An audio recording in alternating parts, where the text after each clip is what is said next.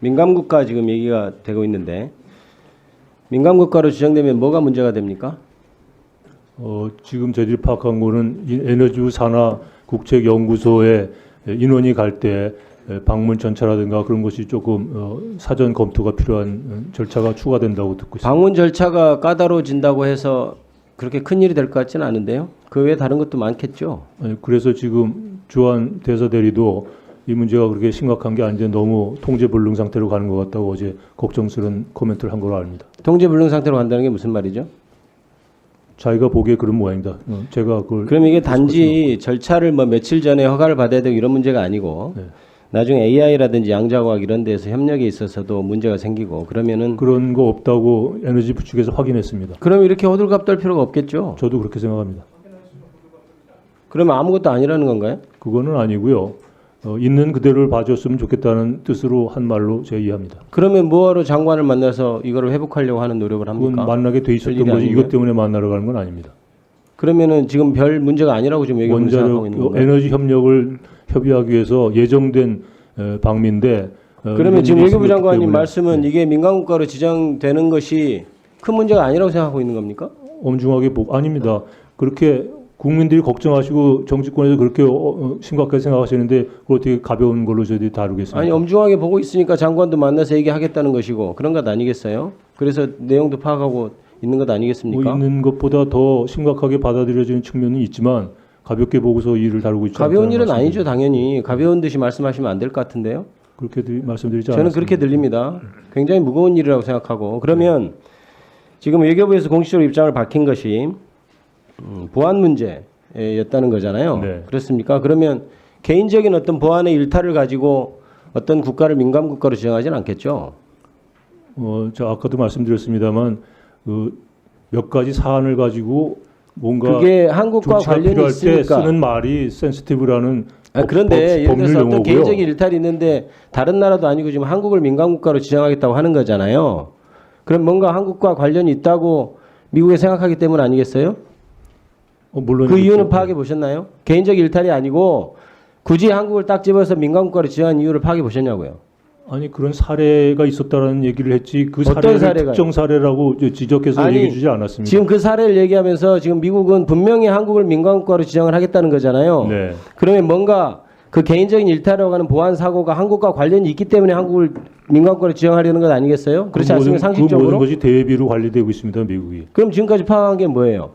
그런 것 때문에 들어갔다는 것이 그것이 어떤 특정 사례인지는 말해줄 수 없다는 게 미국의 입장입니다. 지금. 어찌됐든 개인적인 일탈 개인적인 일탈이라는 얘기도 한 적이 없고요.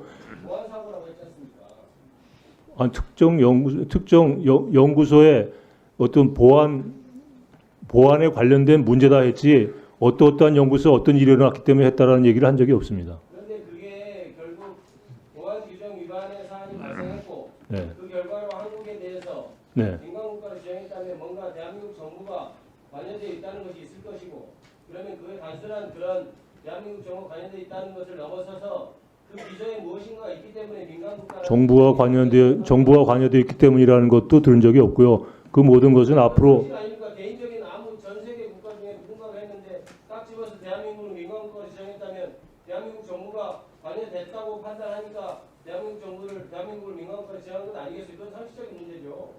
그렇지 않습니까? 정부라고 그 감찰 보고서에 나온 걸 보면 정부라는 말은 있지만 그 정부가 관여되어 있다는 말로 그래서 지금 외교부에서 하는 일이 물론 명목은 보안 사고라고 하지만은 그 기저에 계속해서 대통령부터 해서 관련된 얘기가 나오고 그런 것들이 있으니까 대한민국 관련된 어떤 사고가 있을 때 그렇게 생각돼서 민간국가를 지정한 건 아니냐는 취지의 질문을 제가 하는 겁니다.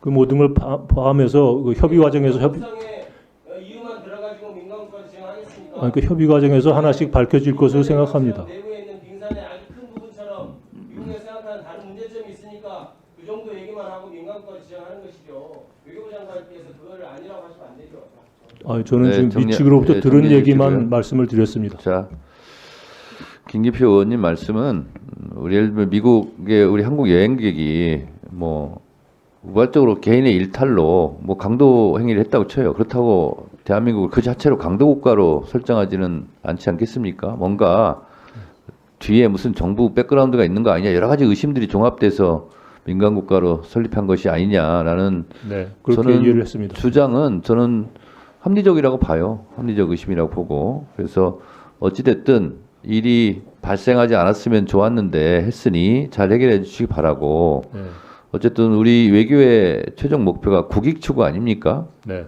네, 김대중 대통령께서는 국익 추구를 위해서는 악마하고도 손잡아야 된다라고 말씀을 평소에 하셨는데 그 말은 장관의 어떤 개인적인 체면이나 이런 게 중요한 것이 아니고 어쨌든 국익을 위해서 최전선에 뛰는 만큼 더 열심히 해달라는 그런 의원들의 당부로 아시고 네.